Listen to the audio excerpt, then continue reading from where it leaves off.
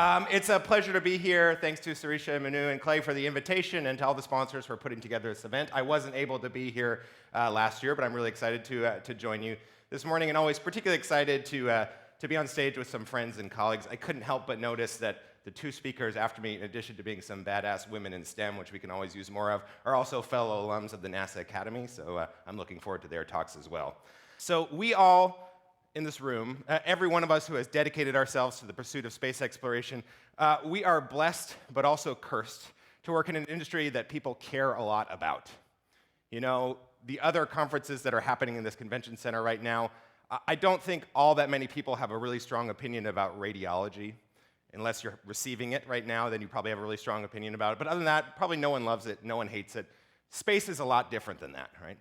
Everybody either really, really loves it and thinks it's the coolest thing ever and has had pictures of it on their bedroom wall since they were a little child, or they think it's a colossal waste of money. And some of you may have already had this experience where some of your high school friends or some of your next-door neighbors or some, the people that are sitting next to you on the airplane, when they find out that you work in space, they either think that's the coolest thing and want to talk your ear off for the entire 6-hour flight from California, or they just look at you in this weird way and say, why are we spending money on that when people are starving here on Earth? Right? I'm sure everyone's heard that question at least once.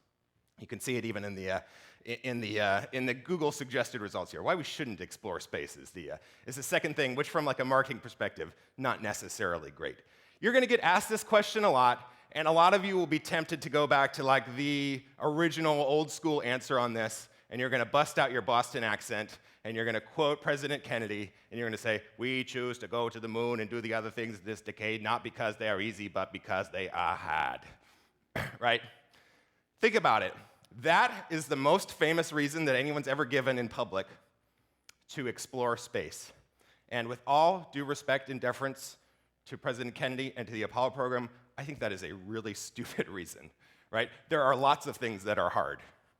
That doesn't mean they're a good idea, right? There's lots of things that we could do that are extraordinarily challenging, and it's great to challenge our brains, but we're not just talking about challenge our brains, right? In the Apollo program, we were talking about spending hundreds of billions of dollars. I would hope that we could come up with a better answer then, because it is hard. I think it's important for all of us as professionals in the industry to come up with a better reason to spend $135, even recognizing that $135 billion may not actually be as much money as it seems like when you put it in context with other things that we as a society choose to spend money on. It's still really important for us to come up with a better answer to that. But I want to try a little thought experiment with you. Let's step away from space for a second, and let's imagine that when this conference is over, or when you finish the sessions, either today or hopefully later this week, you get on the yellow line just a few blocks away, and you take it a few stops, and you go to Reagan National Airport, and just park in the arrivals terminal of a major airport, and you ask everyone who's coming off an airplane, why did you come to Washington, D.C. today? Would you ever in a million years expect them all to give the same answer? Absolutely not, right? Some people say, I came here for SGX. I came here because I was hoping I would hit cherry blossom season, and I'm a few weeks early.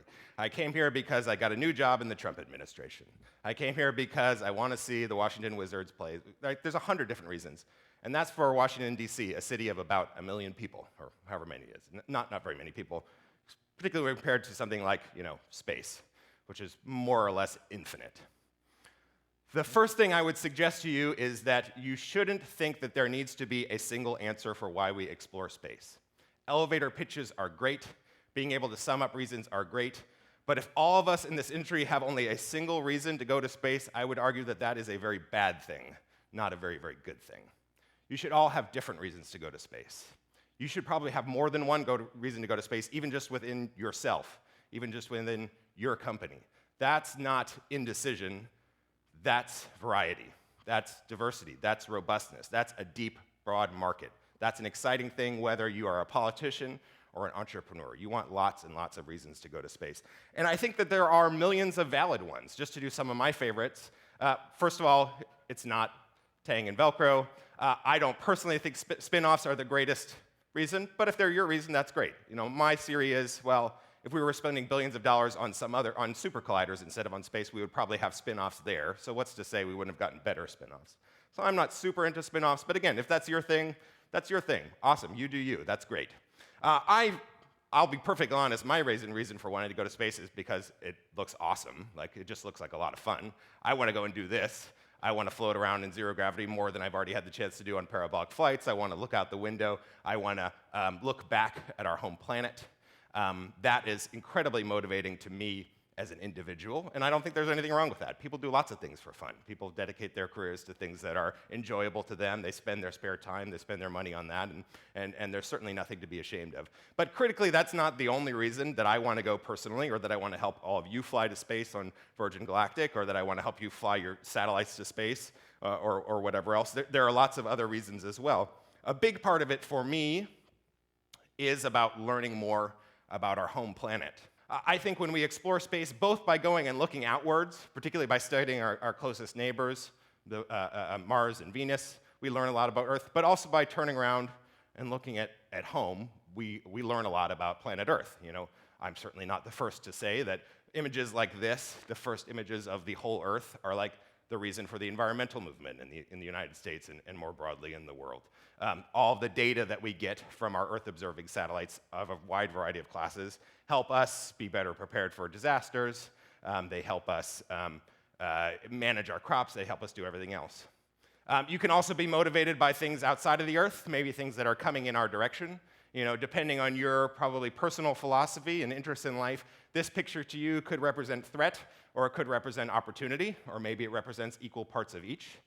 Maybe you see this and you say, ooh, that's a mine, and that's where I want to go, and whether it's finding water or precious metals or regolith that you can use to break down and build solar panels or whatever else, or whether you see that as the thing that killed the dinosaurs and is coming for us next.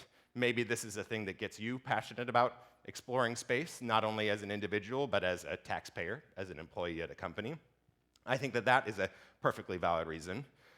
We live in an incredibly exciting time of exploration. You know, the most recent news here is that we are finding worlds more like our own than we ever realized were out there, and we're starting to find them not just one at a time, but dozens at a time or hundreds at a time. I think that's extraordinarily exciting. You know, when I was a college student, we had never found another planet, right? We had lots of reasons to conjecture that they probably exist, but we had no direct or even really indirect observations of them.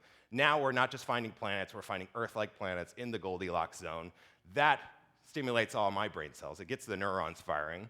And again, whether you just want to learn about all the classes of planet formation to help us understand maybe Earth's earlier history better, or whether you believe in backing up the biosphere and becoming a spacefaring civilization and colonizing these other worlds at some point in the distant future, there are lots of perfectly acceptable motivations for this stuff.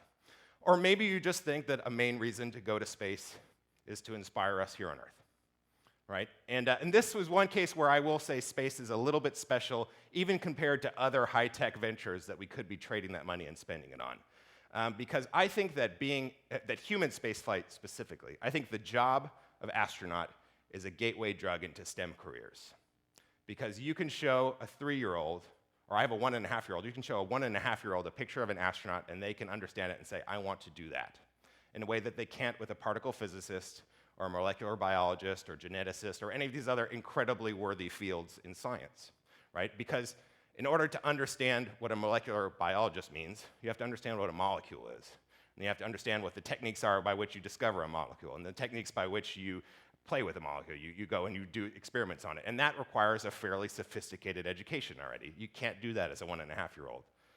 Understanding what a scientist is, or what an astronaut is, just involves looking at a photograph or watching a YouTube video of someone floating around in space. And you've all seen this a million times. It probably happened to you.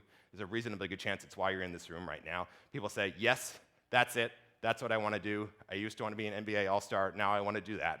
And if that's what gets you to study a little bit harder in your science classes and your math classes, and then 10 years from now you change your mind and you decide you do want to become that molecular biologist or that computer scientist, I think that's fine, right? The space industry has done the world a service by getting you hooked on STEM careers, even if we lose you to another field. I think that that is a totally worthy application of our aerospace tax dollars.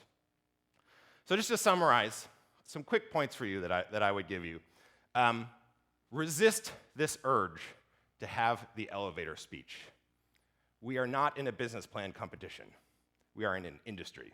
An industry should not just have the concise 30-second pitch. You should be able to give the concise 30-second pitch for each subfacet that is particularly appealing to you. That is a very useful skill. It helps you learn a lot about what you really believe and how you articulate it. But if you can sum up the entire purpose of an industry that gets $18 billion in funding just for one civil space agency in 30 seconds, I would again argue that that is a pretty bad thing. You should look at all the different reasons that people have to go to space and find the ones that are yours. Right? Find the ones that are personally appealing to you. Maybe you don't care at all about human spaceflight. You think robots are way better than humans, and so you care about the space telescopes and the rovers, and that's fine. There's nothing wrong with that. That's your opinion. It may be different than the person sitting next to you. Right? Or maybe you care about both of them. Maybe you are a big moon-first person, and you think that those Mars people are dumb. Like, okay, that's you. That's fine. Stick to it. You are so lucky, those of you who are young professionals, I think you're a lot luckier than a lot of us in this room were, in that you are going to graduate school at a time where you can pick a project that does almost anything you want. And that was never true for any generation before you. Even back to the Apollo generation. If you happen to not care that much about the moon, what was your other choice? What else was going on? Right? Now you can pick your planetary destination. You can pick whether you want to work for a 1,000-person company or a 20,000-person company or start your own company or anywhere in between. You can pursue space for economic means or for scientific means or military means or some combination of the above. You can work in almost any type of work environment that you want, from the totally chaotic and open floor office plan to the very rigorously structured giant government organization. There are the things that there is almost any of you out there, almost anything you could ever want to do, you can go and find the company that is doing that or find the space agency that is doing that. And even better, if it doesn't already exist, you can start your own.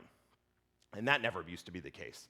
You know, we are in a period now where the last couple of years were each the best ever for venture capital investment in aerospace industry.